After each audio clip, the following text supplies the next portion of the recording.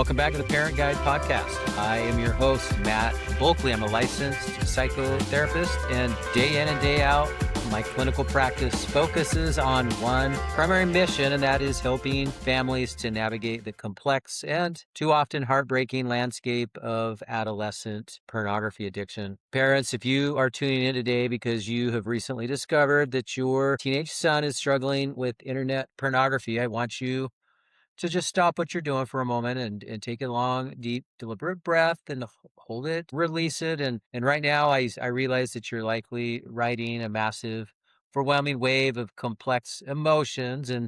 And I see it every single week in my office. Parents sit on my couch and their eyes tell the whole story. They're feeling a mix of confusion and intense fear and betrayal and an absolute avalanche of guilt. And you look at your son, the boy that you taught to ride a bike, the boy whose eyes used to light up when he talked to you, and you see someone who feels miles away. He's locked behind a closed door, irritable, anxious, and emotionally vacant.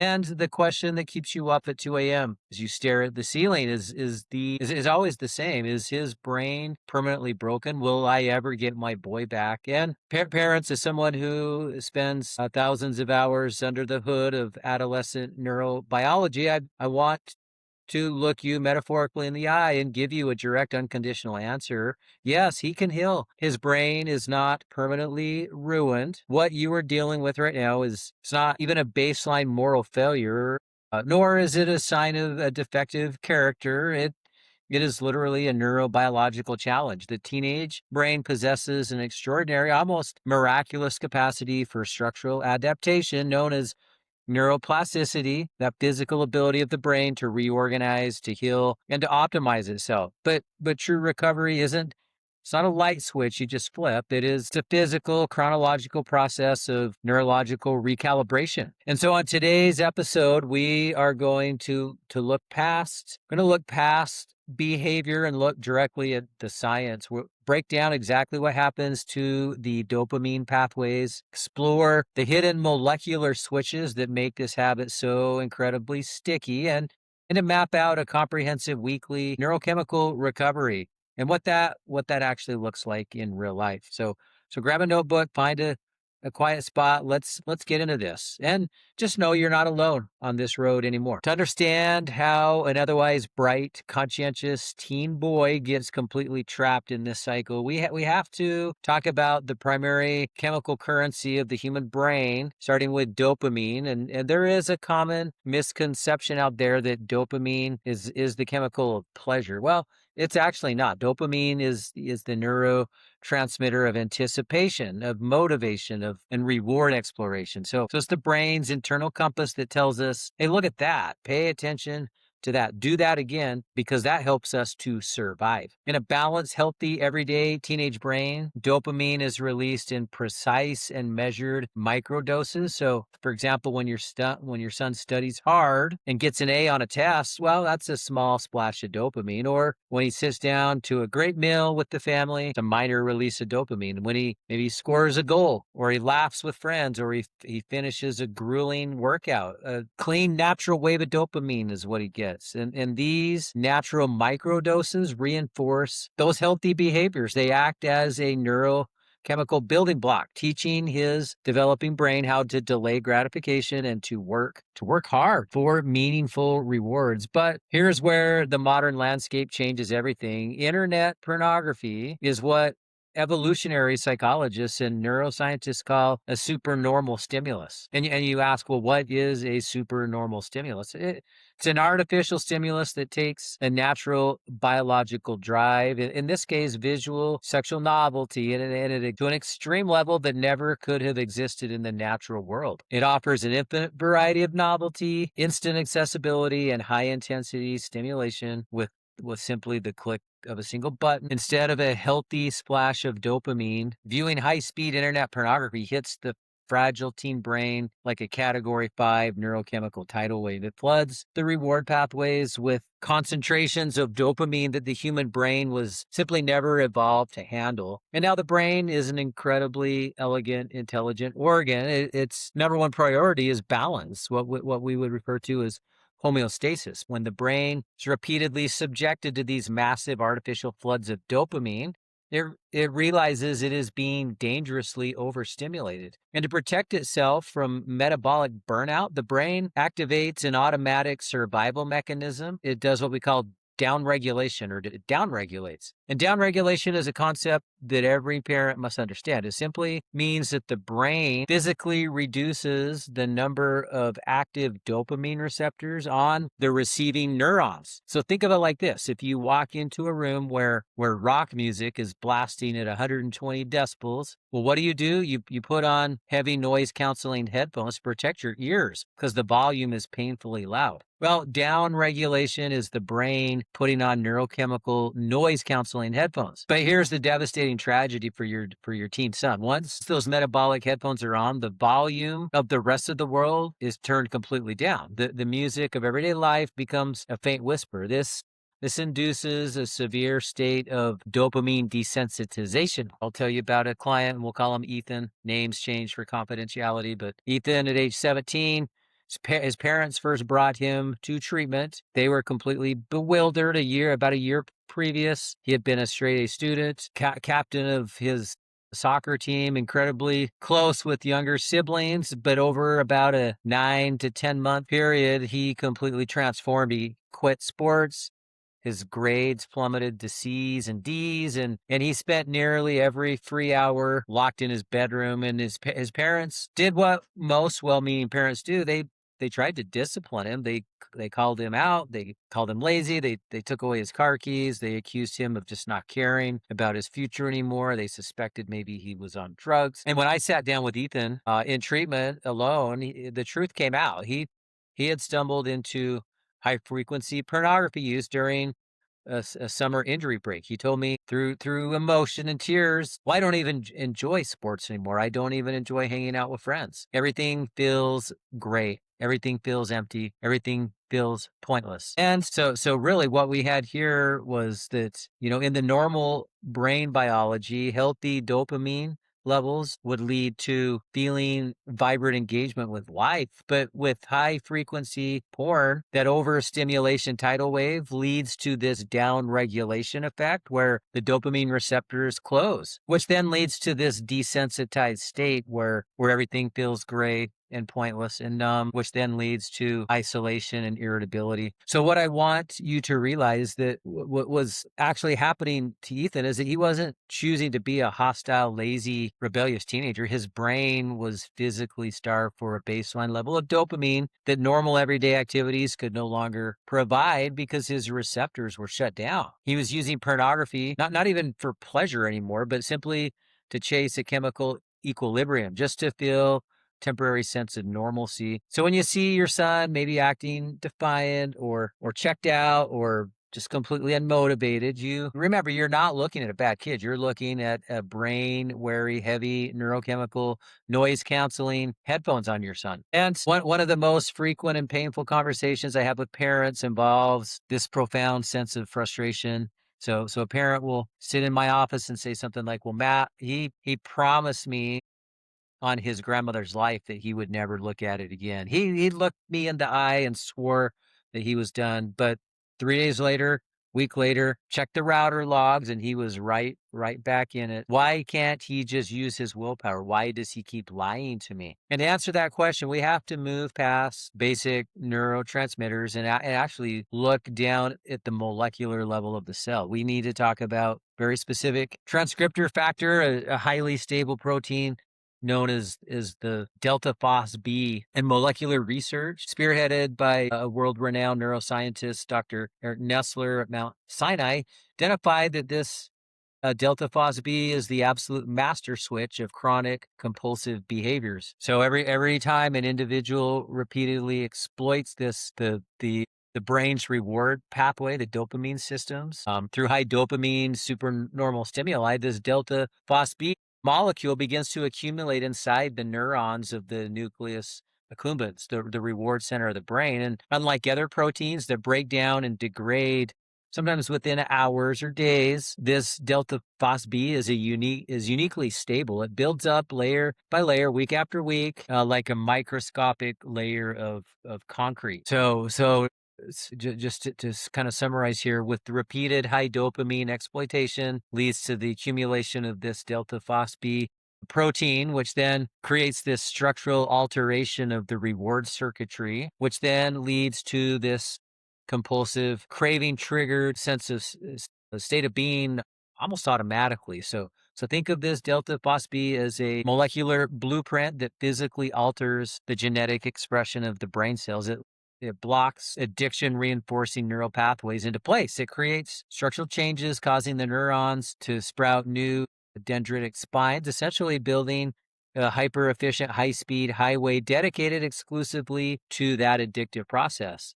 So this protein acts as a permanent biological memory of the high. So long after your son makes maybe a conscious, heartfelt decision that he wants to stop, he wants to be done, he wants to break the addiction, unfortunately, the molecular footprint remains behind. And it does three highly destructive things. One, it structurally heightens his sensitivity to environmental triggers. Secondly, it magnifies visual cues. So things like maybe an innocent pop-up or a scene in a movie suddenly hits his brain like a lightning bolt. And then three, it suppresses the prefrontal cortex, which reduces his capacity for top-down impulse control. And this is why willpower alone fails. True healing is not just a psychological matter of wanting it bad enough. Your son is fighting a battle against a deeply entrenched physical biological marker that is actively hijacking the survival architecture. So for real healing to occur, we have to give this ΔFosB protein the runway it needs to naturally degrade, basically to wash out of the system and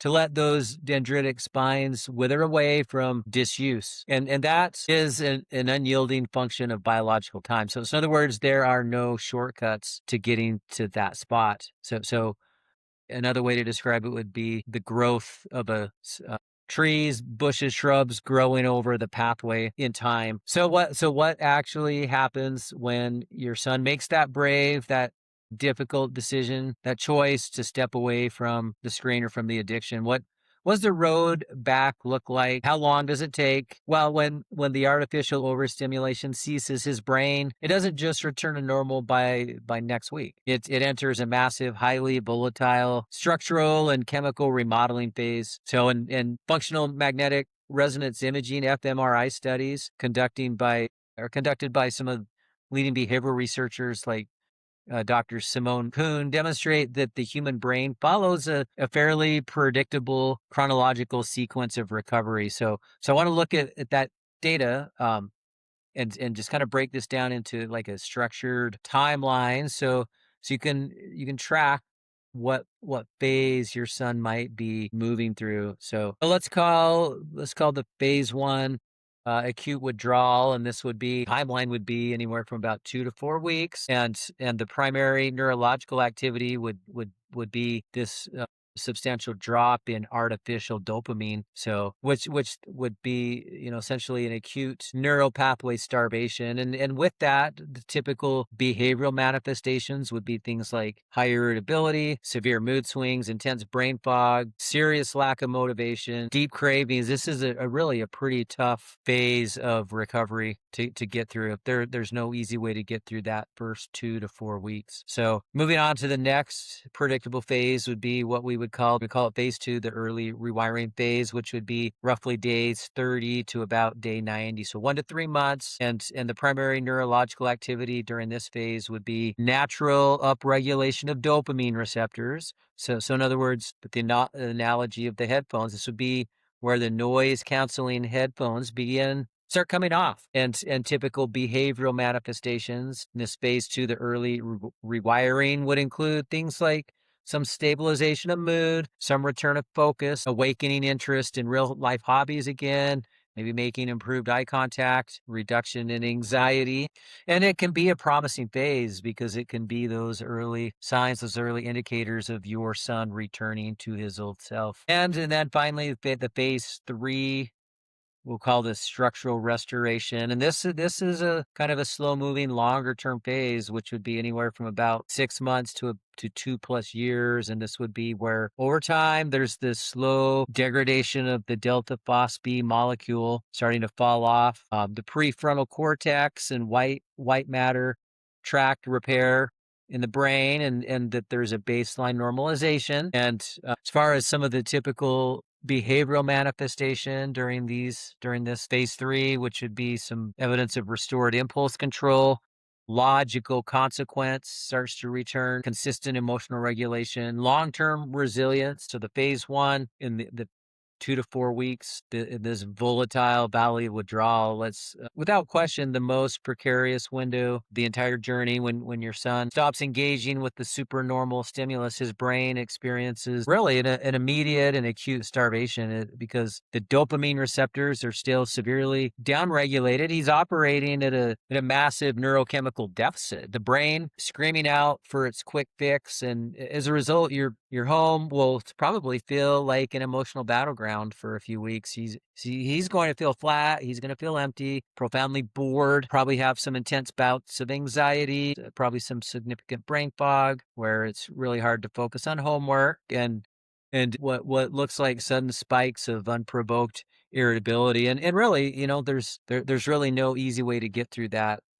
So I need you to anchor yourself during this phase. When he slams his bedroom door, snaps at you over dinner during this period of time, I don't want you to panic. I don't want you to think, oh, this therapy is not working. He's actually getting worse. No, that emotional volatility, it's not a sign that recovery is failing. It's actually the exact opposite. It is the sound of his neurological system resetting. It is the pain of a biological system adapting to reality. So think about, let me give you another scenario here. We'll call him Leo. Name's changed, of course. Leo was 16, an incredibly talented artist who really had fallen deep into online addiction, and he made a firm commitment to clean up his life. He did well for about 2 weeks, but at about day 14 or so, the ΔFosB, the accumulation and downregulated dopamine receptors caught up to him, and he woke up feeling an intense, heavy blanket of depression. And he told his mom, this is pointless. I actually feel worse now than I did when I was in the midst of the addiction. And so he was experiencing the classic phase 1 trough because his parents understood the timeline. His mother didn't overreact. She didn't scold him. She just simply sat with him and said, look, I get it. Your brain is currently rewiring its circuitry. The emptiness that you're feeling is the dopamine receptor starting to wake up. So it's got to keep going. And because she understood the timeline, she helped him push through the wall instead of letting him fall back into the trap. Now, parents, let's focus on phase 2 here. Let's dive into the awakening phase. If you can help your son to navigate past the treacherous first month, then the healing starts to become tangible between days 30 and 90. This is where the brain realizes that the artificial tidal wave it's not coming back. Consequently, it begins to pull off those noise canceling headphones. It slowly upregulates, increasing both the number and the sensitivity of its dopamine receptors. And this is where parents in my clinic finally breathe, really, for the first true sigh of relief. You'll notice that your son's eyes start to clear up. He looks you in the face. When he speaks, his cognitive focus returns. His grades begin to tick back upward, and his baseline anxiety drops. And suddenly, things that felt painfully boring 3 or 4 weeks ago, like maybe going for a hike or playing a board game with the family or working on his car, start to bring him genuine satisfaction again. And the world is finally starting to taste good to him again. And then let's jump into this final phase 3. So again, 6 months to about 2 years. Call it the rebuilding the command center. So while the chemistry stabilizes in the first 90 days, repairing the actual physical architecture of the brain is more of a marathon rather than a sprint. And these fMRI studies show that structural change in the prefrontal cortex, the executive command center responsible for things like logic and emotional regulation and evaluating long-term consequences, well, it can take anywhere from 6 months to more than 2 years to fully normalize. And this longer-term window depends heavily on really how early the habit started, how intense the exposure was, and over this extended period of time, those stubborn ΔFosB proteins that we talked about, well, they finally gradually start to fall off and decline, and the physical pathways of addiction wither away from just simple disuse, and the healthy, vibrant, balanced architecture of your teen son's mind begins to be fully restored. Well, parents, now that you know the deep science under the hood, let's talk about how this shifts your parenting strategy, because understanding this timeline, it changes everything about how you should show up for your son. It allows you to really shift your lens from a position of, maybe moral condemnation or disappointment or frustration to one that's more clinical and neurological and focused on rehabilitation. So if your son relapses in the first month, while, yeah, I mean, it is discouraging. You need to realize it's often reflection of a brain that's drowning in the depths of this chemical downregulation rather than simply a lack of desire to change or an indifference. And so let me give you 4 actionable strategies that you can implement inside of your home starting today. So one would be this. So first one, provide external structure and friction. So remember, during those early weeks of recovery, your son's prefrontal cortex, that internal brake pedal, is essentially offline. It does not work. So do not expect him to rely entirely on internal willpower. His molecular biology is working against him. Help him instead by creating external boundaries that he cannot build for himself yet. Utilize things like a high quality router level internet filter. Probably most importantly, keep smartphones, tablets, laptops completely out of private spaces. Absolutely no technology in bedrooms overnight.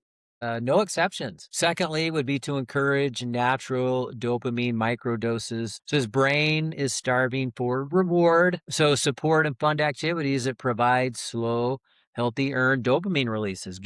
Get him into things like weightlifting or martial arts, maybe learning a musical instrument, building something physical with his hands, or intense outdoor adventures. These activities slowly but surely retrain the brain to enjoy the beautiful connection between effort and reward. Next, normalize the discomfort. So talk to him openly about the neurobiology that we're talking about here. Knowledge is an incredible antidote to shame for a struggling teen. So maybe sit down with him and say, look, I get it. Your brain is going to feel incredibly flat, bored, and irritable probably for a few weeks. And when that happens, I want you to smile, because that flat feeling, it means that your brain is actively healing itself. So take the mystery and the shame out of the withdrawal. And then finally, be the safe haven. Remember, shame is the absolute operational fuel of addiction. And if your son feels judged, or if he feels heavily scolded or cast out, the pain of that isolation will drive his brain right back underground to the safe, numb comfort of the screen of pornography. So keep your communication lines entirely objective, keep it clear,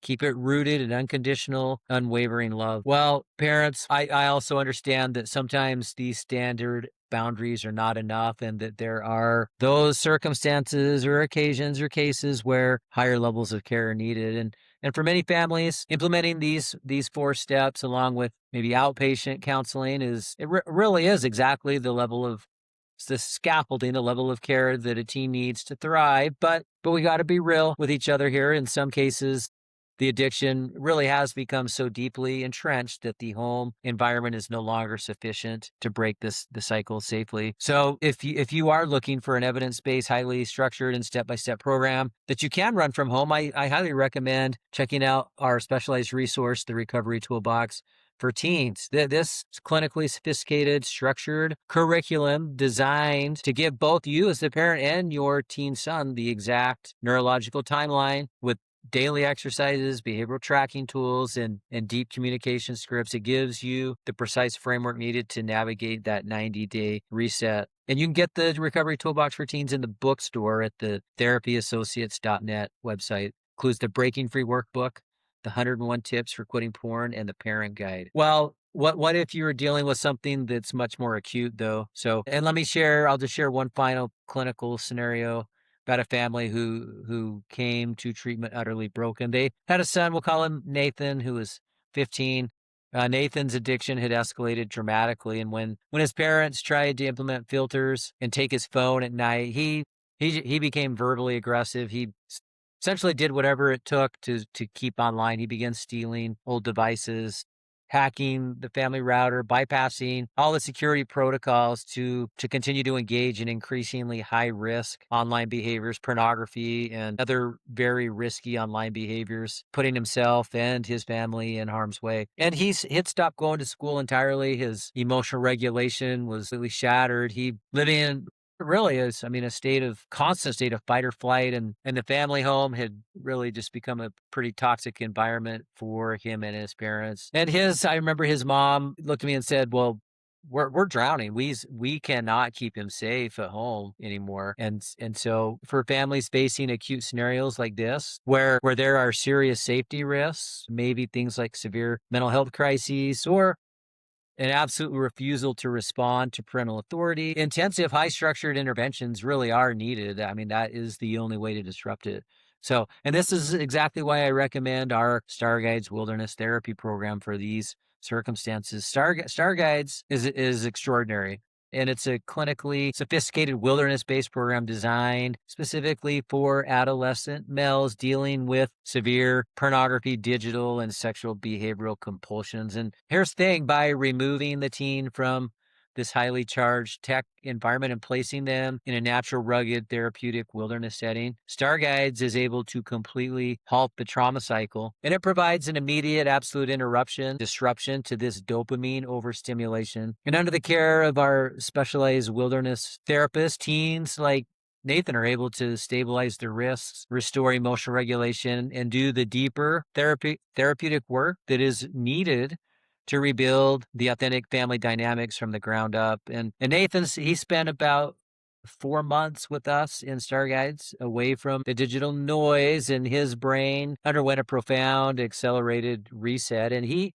came out regulated, accountable, and ready to re-enter a healthy home environment. And he has maintained his progress in the years since. Well, parents, as we wrap up today's episode, I want to leave you with a final profound note of hope.